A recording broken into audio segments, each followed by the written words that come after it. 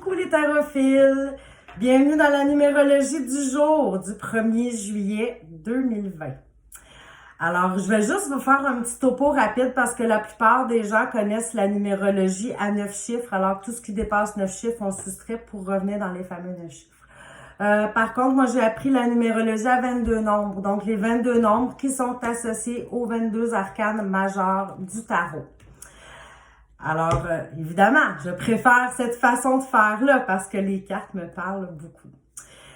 Donc, aujourd'hui, en faisant le calcul de la numérologie du 1er juillet 2020, c'est le 12 qui en ressort, le pendu.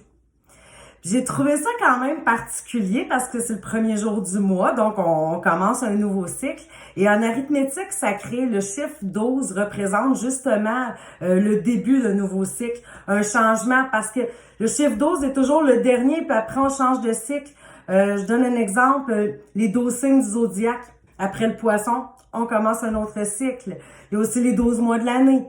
Alors donc, c'est le 12, on sent qu'on va entrer dans un nouveau cycle.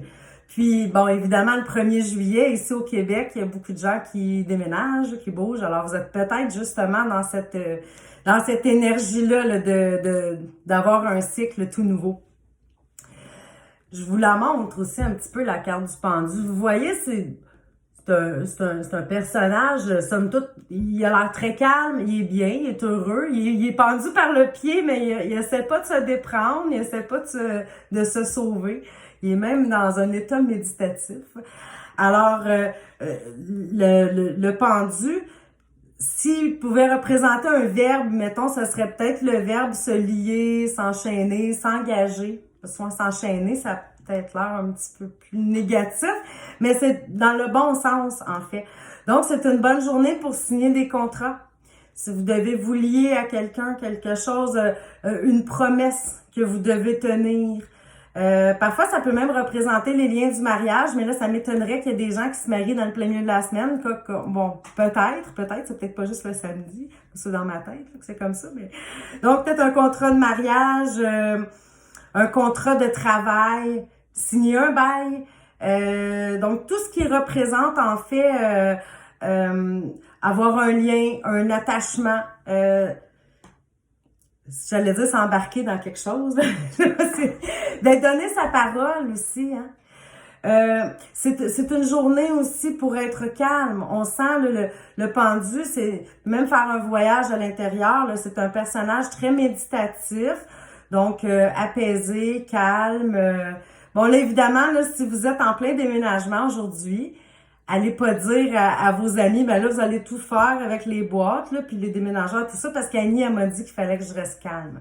Non, vous pouvez bouger quand même. Mais c'est ça, c'est peut-être de prendre des pauses aussi, là, pour vraiment aller à l'intérieur. C'est une carte très spirituelle, le pendu.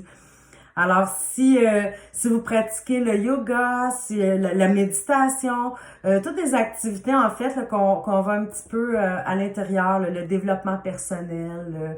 Donc, ça va être une belle journée pour vous. Une journée, somme toute, tranquille. S'il y a quelque chose qui vous agace, si vous avez un problème, qu'il y a quelque chose, justement, qui vous dérange beaucoup là, en ce 1er juillet 2020, ben justement, prenez l'énergie du pendu.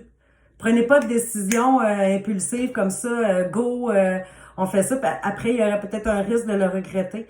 C'est le temps plutôt de se déposer, de prendre son temps, de réfléchir à la question et ça. Donc, avant de signer le contrat, réfléchissez. Alors, je vous remercie puis je vous souhaite une très belle journée. À bientôt!